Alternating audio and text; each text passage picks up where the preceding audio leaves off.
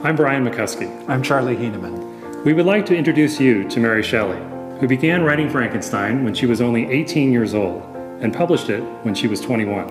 In other words, she wrote the novel during what would have been her college education if women had been allowed to go to college in the 19th century. Which they weren't. So think about Frankenstein as a story about the university education that Shelley herself was denied. A university education that, in the case of a young man named Victor, goes horribly wrong. But first, here's the story of how Mary Shelley came to write that story. Mary Shelley was born Mary Wollstonecraft Godwin on August 30th, 1797, in London. She was the daughter of two famous political radicals. Her mother was Mary Wollstonecraft, a feminist philosopher and novelist. Wollstonecraft's most famous work is called A Vindication of the Rights of Woman, in which she argues that women should have the same access to education as men. Wollstonecraft died of complications from childbirth only 11 days after Mary was born. Her father was William Godwin, a political theorist and novelist. Godwin's most famous work is called An Enquiry Concerning Political Justice, in which he argues that human reason, not divine will, is the foundation of morality. After Wollstonecraft's death, Godwin remarried and raised young Mary in a very unconventional family, which in addition to her stepmother included her elder, illegitimate half-sister, her younger legitimate half-brother, a stepbrother, and a stepsister. Godwin educated Mary at home, giving her free access to his library and encouraging her to read widely. Godwin belonged to a large circle of other famous writers, including the poet Samuel Taylor Coleridge, who wrote the poem The Rime of the Ancient Mariner, about a seafaring voyage gone horribly wrong.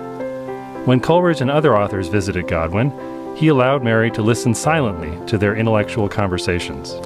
One such visitor was the poet Percy Shelley, who first met Mary in 1812 in the company of his wife Harriet. 2 years later, still married, Percy began secretly meeting Mary at the grave of her mother in St. Pancras churchyard.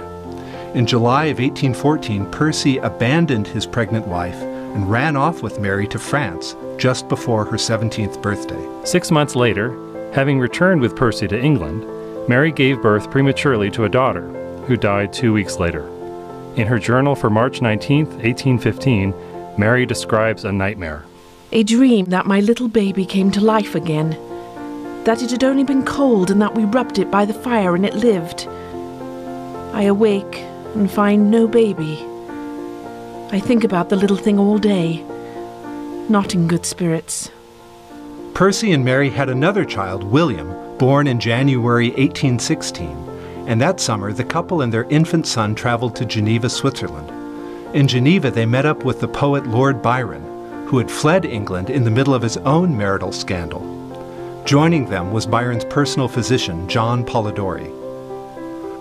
Because the weather was so bad, the group spent much of their time indoors, reading tales of the supernatural aloud. Byron proposed that they each write their own, competing in a friendly ghost story contest. On the night of June 16, 1816, after listening to Percy and Byron debate the possibility of reanimating corpses, Shelley had a nightmare, which she later described. I saw the pale student of unhallowed arts kneeling beside the thing he had put together. I saw the hideous phantasm of a man stretched out, and then, on the working of some powerful engine, show signs of life, and stir with an uneasy, half-vital motion. She awoke, excited to have thought of a story, which she immediately began to write, starting with the creation scene that is now Chapter 4. It was on a dreary night of November that I beheld the accomplishment of my toils. Mary herself toiled on the novel for the next year, during which time Percy's wife drowned herself, allowing the couple to marry. Percy helped Mary to edit the novel and then to find a publisher, which took another 6 months. Franskenstein was published on New Year's Day, 1818, anonymously, although dedicated to William Godwin. The first reviews were positive, and Mary's authorship soon became publicly known. The popular novel spawned theatrical productions, spreading quickly through popular culture from the 19th century stage to the 20th century screen.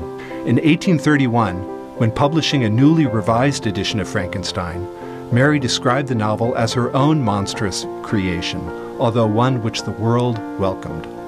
And now Once again, I bid my hideous progeny go forth and prosper.